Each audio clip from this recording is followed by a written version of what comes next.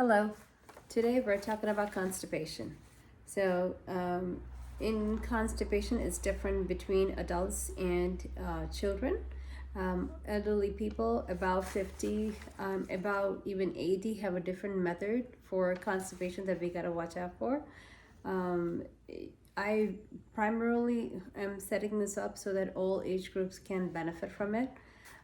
I was a firm believer in castor oil, but after 2 years of taking castor oil every day because of the fibroids, I used to be upset that I take castor oil and eat prunes every day. So I went on a quest to figure out what else is better for women in general. So then I found out it's not just women, it's athletes, it's young kids, it's people who are working like crazy 12-hour shifts and they're holding their GI cycle in a different direction. So our GI systems were made to, when you feel the urge to go, you have to go. If you hold it in, it goes into a reverberatory circuit in which it'll hold it for 12 more hours. The problem with that circuit is when you repeat it more than 2 or 3 times, the body sends a signal to the brain to say, hey, how about we stop it? How about we not poop?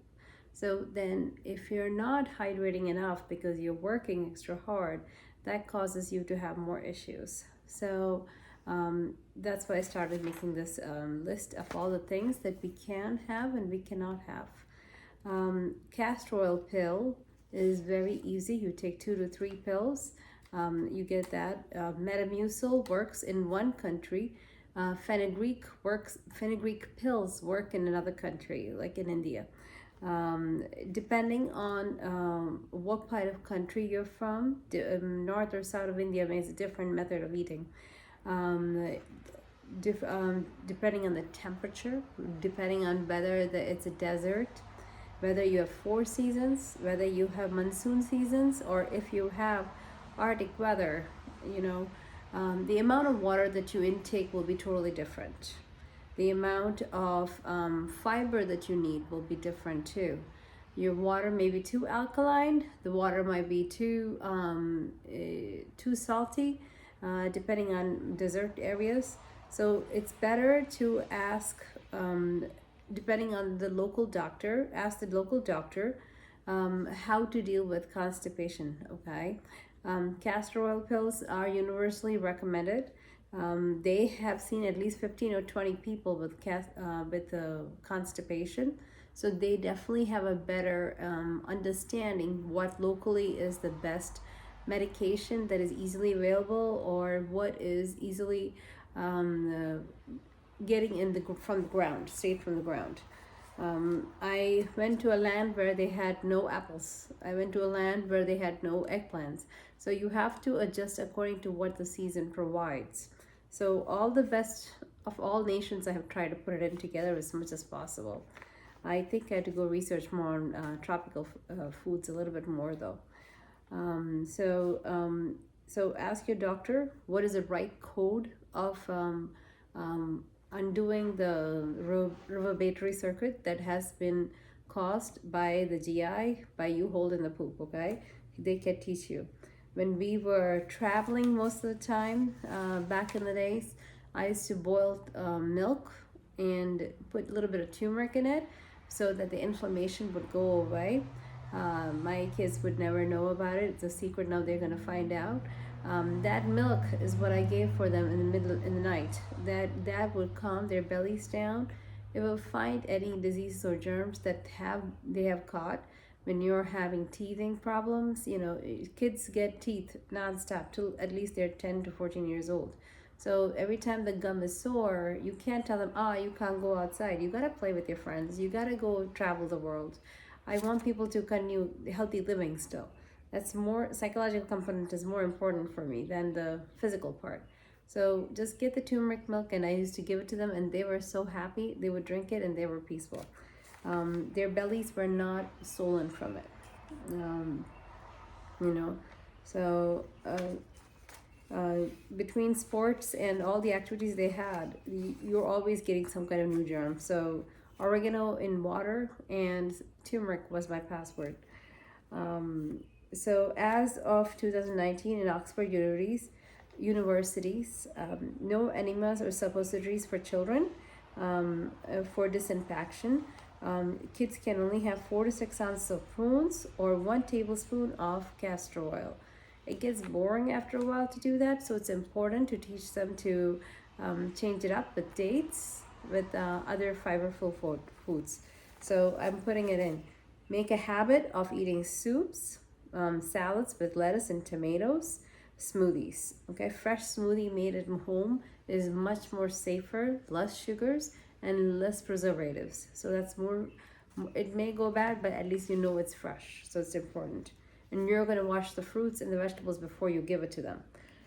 At home, you can take the seeds out if you have interstitial cystitis, and you can put the tomatoes in the salads, or you can put cucumbers in the salads without the seeds.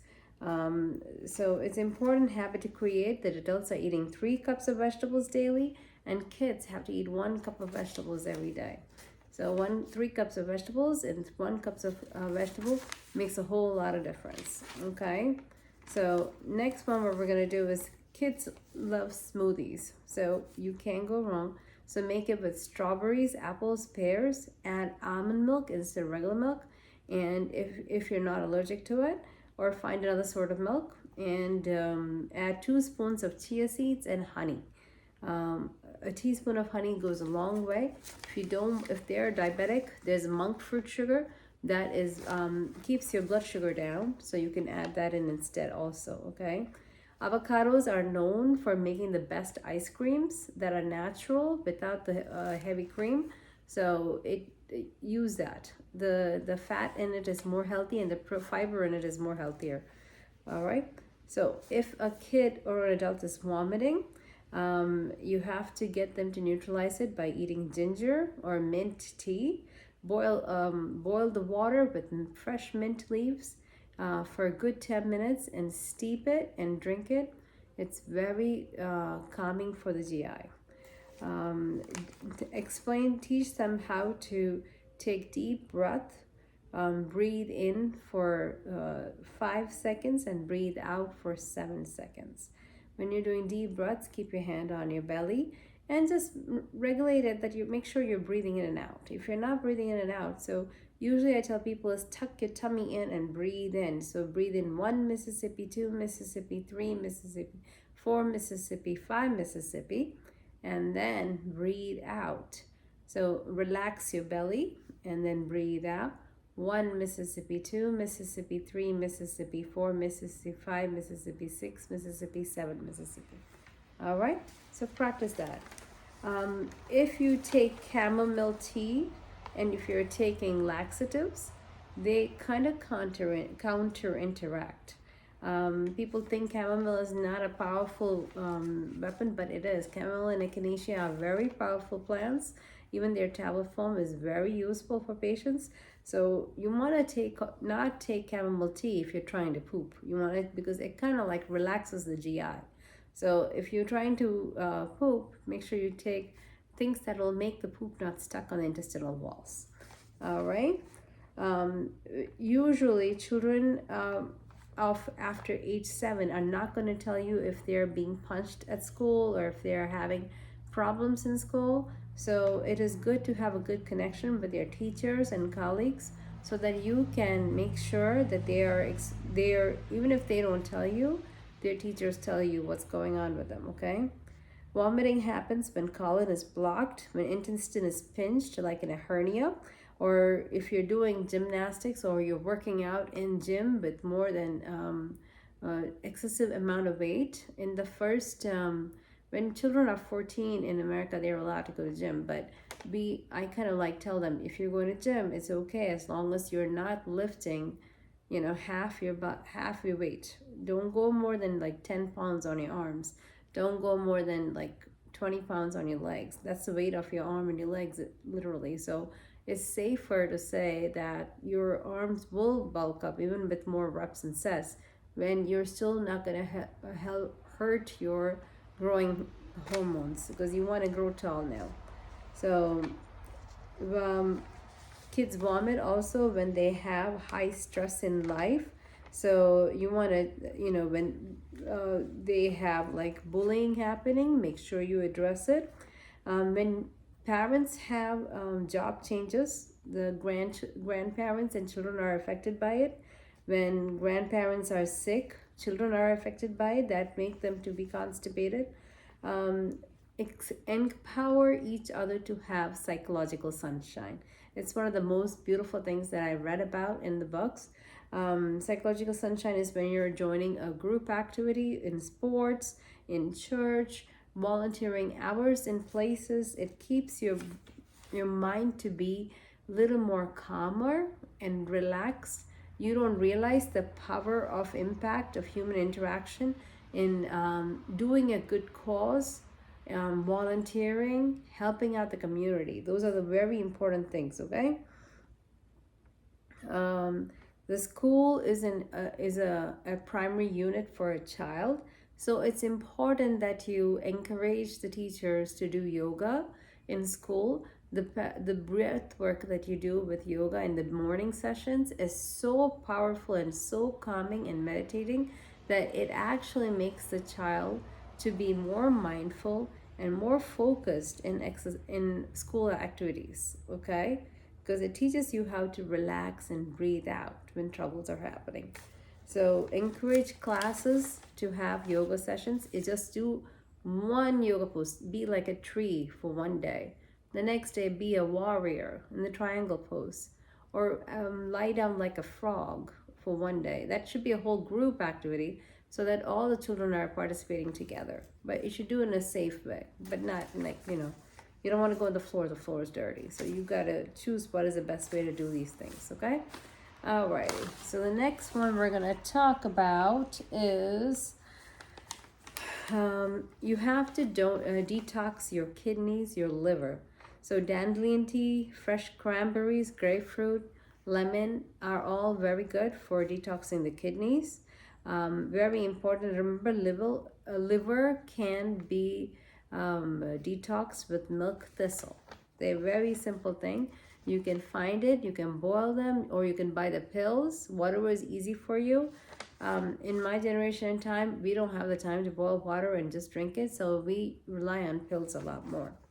One of the most important plants that I'm talking about is very gluten-free, but I will let you decide if it's safe for interstitial cystitis or not. You would have a better knowledge than I would. Use your doctors and resources to find out if that is safe or not. Every area has a different species growing, so I'd rather you ask the doctors and the people who have EIC if they had a reaction before you take it, okay? Buckwheat has 4.2% soluble fiber and 2.2% insoluble fiber. It has it decreases cholesterol. It has increased potassium. It has 3.5 microunits of iron, and it is not good for gluten-free or celiac disease. Farah is extremely recommended to decrease atherosclerosis. It is not meant for celiac disease. 1 cup has 3 grams of protein, 3 grams of fiber. It has increased iron, magnesium for muscle cramps. And it is, you have to soak it overnight for 24 hours for release of vitamin A, C, and E. This information is from University of Minnesota, okay? Sorghum, it has increased potassium, phosphorus, zinc, iron, copper, calcium, vitamin D.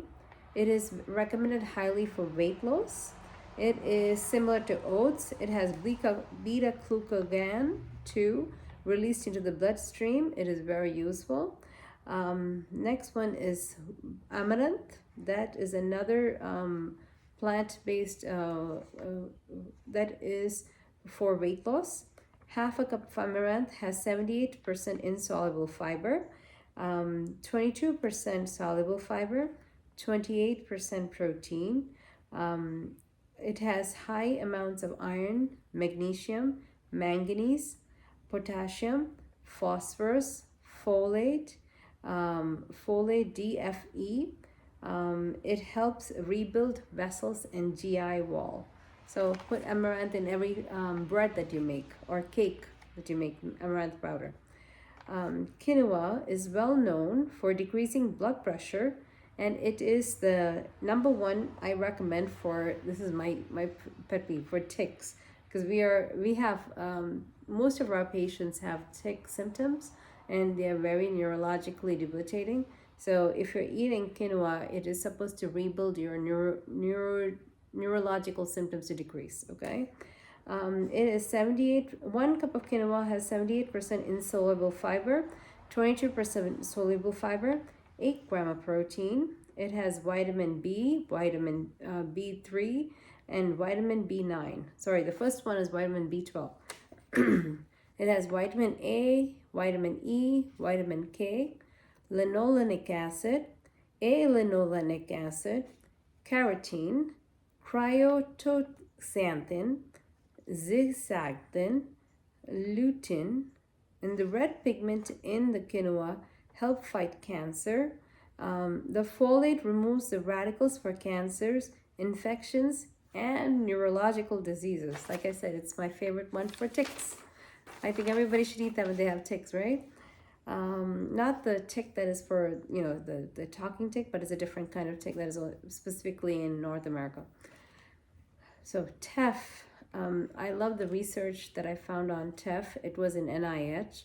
And it was primarily found in Ethiopia, the fresh teff. 1 cup of teff has 6.5 grams of protein.